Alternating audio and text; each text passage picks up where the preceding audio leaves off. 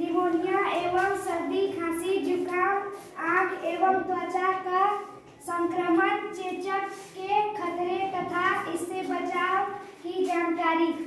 पहला नंबर में पौष्टिक भोजन करें, जंक फूड का प्रयोग न करें, हरी पत्तेदार सब्जियों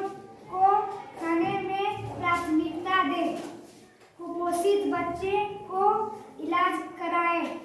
बच्चे का टीकाकरण अवश्य हो, खुले में शौच न करें, गर्म पानी पिए,